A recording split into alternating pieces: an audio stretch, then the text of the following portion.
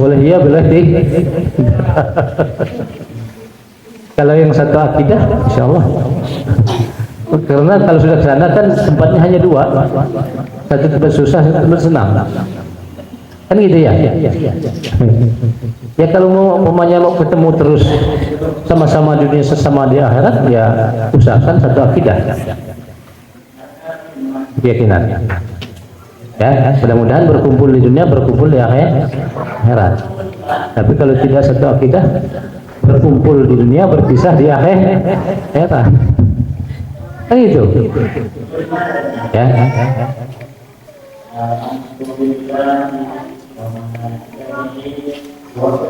Karena kalau di akhirat kan nafsi-nafsi masing-masing gitu. Kan udah pasti tinggal stopnya ya. Iya. Jadi maksud saya masih bisa komunikasi. Bisa. Orang hidup bisa komunikasi dengan orang yang sudah meninggal. Orang yang sudah meninggal bisa komunikasi dengan orang yang masih hidup. Orang yang masih hidup komunikasi dengan orang yang masih hidup. Orang yang meninggal bisa komunikasi dengan orang yang sudah meninggal. Ya.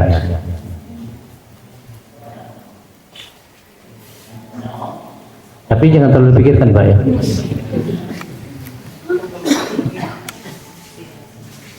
Tapi diimani, diyakini maksud saya. Tapi jangan terlalu pikirkan. Ya, buktinya Nabi kita Muhammad SAW pada saat beliau Mi'raj kan ketemu dengan Nabi Ibrahim. Sedangkan Nabi Ibrahim sudah berapa ratus tahun dia meninggal dunia. Nah, ya itulah. Makanya orang yang hidup bisa komunikasi dengan orang yang sudah meninggal. Ya. Orang yang meninggal bisa komunikasi dengan orang yang sudah meninggal. Ya.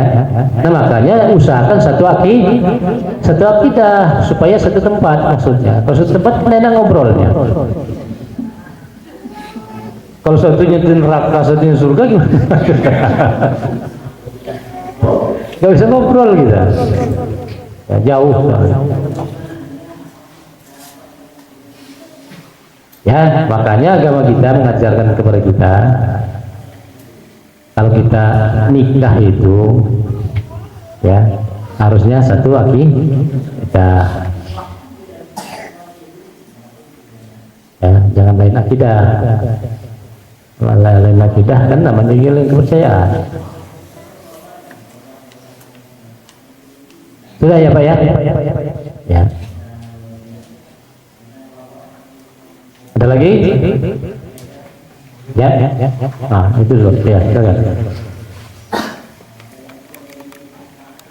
Ya. Apa?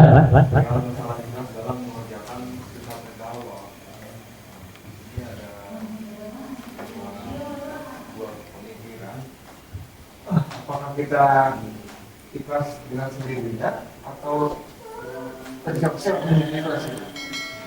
Ya. Kadang-kadang banyak orang Sudah. Ya.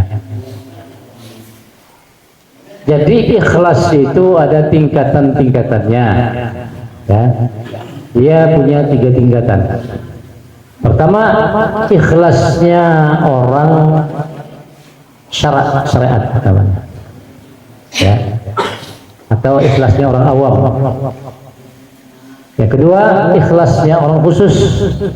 3, ikhlasnya orang lebih khusus lagi. Ya, dia ada 3 tingkatan. Nah, sekarang ikhlasnya orang awam itu seperti apa sih?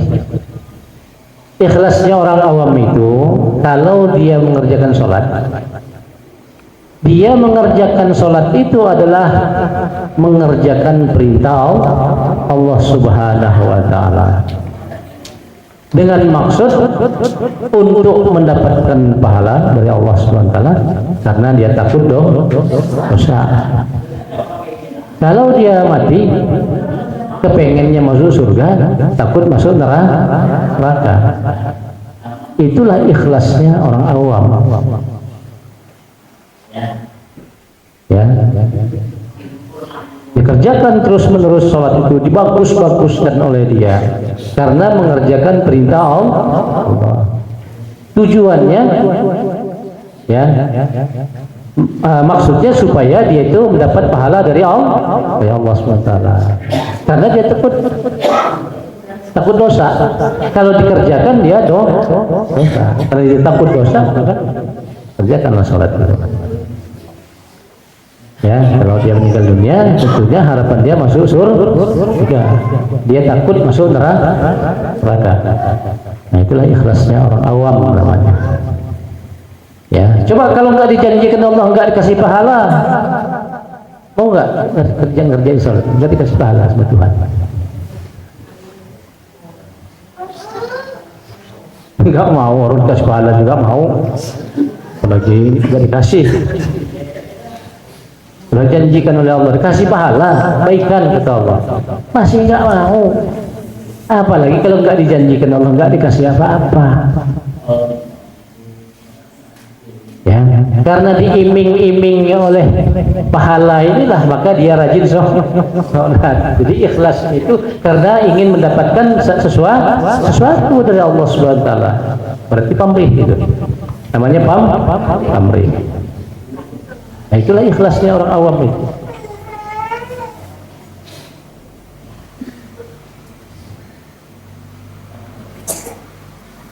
Ya. Dia mengerjakan sholat itu karena kewajiban,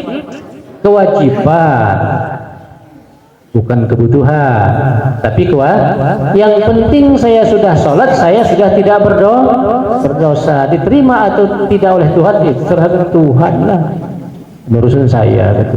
Yang penting saya kerja, kan itu. Nah, itu namanya ya bekerja tidak tanggung jawab. Kalau ditanya sampai enggak sholat kamu dengan Tuhan, enggak tahu betul.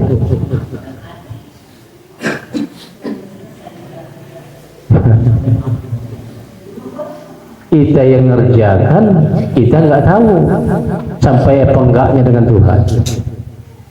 Apalagi orang lain. Kita yang sendiri yang ngerjakan enggak tahu.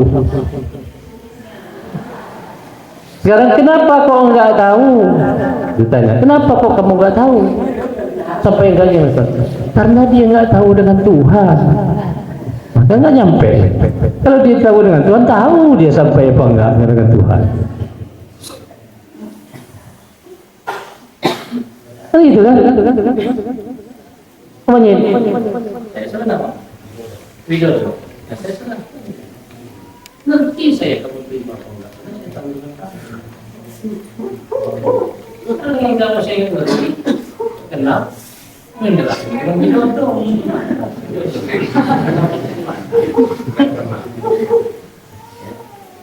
Mau ada duitmu triliunan, habis nyampe.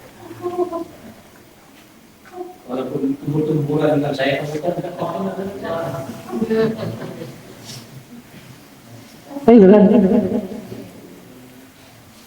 Nah, itulah pentingnya kita kenal kepada Allah. Awaludin ma'rifatullah. Awalnya agama itu mengenal Allah. Nah, makanya wajib yang pertama itu adalah awalu wajibu alal insan wa ma'rifati ila istiqani. Pertama kali diwajibkan Allah kepada manusia ma'rifat kepada Tuhan yang disembah dengan penuh keyakinan. Baru tahu nyampe apa enggak.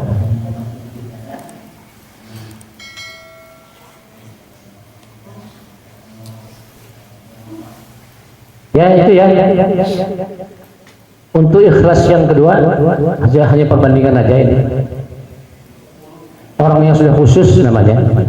Ya. Kalau yang pertama tadi ilmu pengetahuannya hanya melulu di ilmu fikih. Dia belum tahu dengan ilmu tauhid yang sebetulnya. Ya, makanya bikin ikhlasnya sampai di situ. Kalau ditanya khusyuk enggak sholatnya? Katakannya. Karena itu tadi nggak kenal masalah. Ya. Kalau dia bilang khusyuk, Ya saya mesti tanda tanya. Saya khawatirkan dia berdusta. Kenapa kok dikhawatirkan? Karena kata Rasulullah, al-ihsan an ta'budallaha ka'annaka tarahu fa in lam takun tarahu fa innahu yaraka. Yang dikatakan ihsan itu engkau sembah Allah seolah-olah engkau melihat Allah. Apabila engkau tidak mampu melihat Allah, maka yakini Allah melihat engkau. Ya, itulah yang khusyuk itu tadi. Ya, engkau sembah Allah seolah-olah artinya sudah tawajuh namanya, perwajahan, berhadapan antara hamba dengan Tuhannya. Kalau nggak mampu kita seperti itu, mungkin tidak dirahmati oleh Allah SWT, kita yakini bahwa Allah itu melihat kita. Kalau Allah melihat kita, berarti Allah sangat dekat dengan kita. Apapun yang kita lakukan, Allah melihat. Ya, Allah Maha mendengar. Ya, baik pun yang kita lakukan itu zahiriyah ataupun batinnya.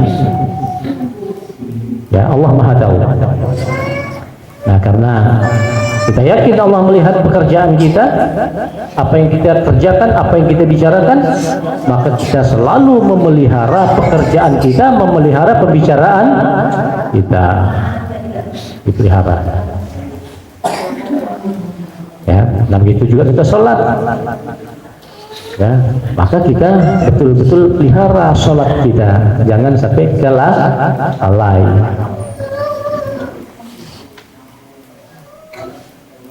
Ya, jadi tingkat ikhlas yang kedua yaitu saya contohkan sholat tadi. Ya, tingkat ikhlas yang kedua ini, orang itu mengerjakan sholat karena mengerjakan perintah Allah Subhanahu wa Ta'ala. Ya. Dia mengerjakan perintah Allah Subhanahu wa Ta'ala itu bukan karena dia mau pahala dari Tuhan, bukan pula dia karena takut dosa, tapi semata-mata mengharapkan ridho dari Allah Subhanahu wa Ta'ala. Ya, dia mengharapkan ridho dari Allah Subhanahu wa Ta'ala. Kalau dia mati, meninggal dunia nanti, dari hari akhirat nanti, ya, terserah dengan Tuhan. Mau dimasukkan ke neraka silahkan, mau dimasukkan ke surga silahkan, terserah kepada Allah. Tawakkal kepada Allah. Enggak ada pilihan. Masukkan surga, ayo. Masukkan neraka, ayo. Itulah ikhlasnya orang, ya, orang khusus namanya. Ilmunya adalah ilmu fikih, dia sudah tahu, ilmu tauhidan sudah tahu. Ya, tapi tingkat yang kedua ini belum mencapai kepada tingkat ikhlas yang hak, yang sebetulnya. Karena di situ masih ada pengakuan.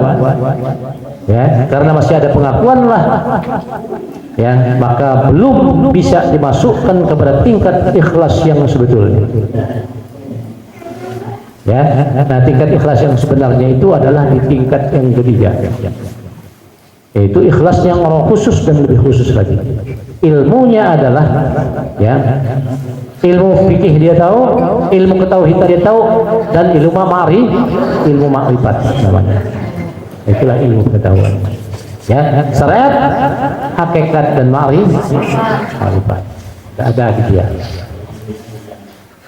Ya, barulah masuk pada tingkat ikhlas yang sebenarnya, yang hak yang sebenarnya.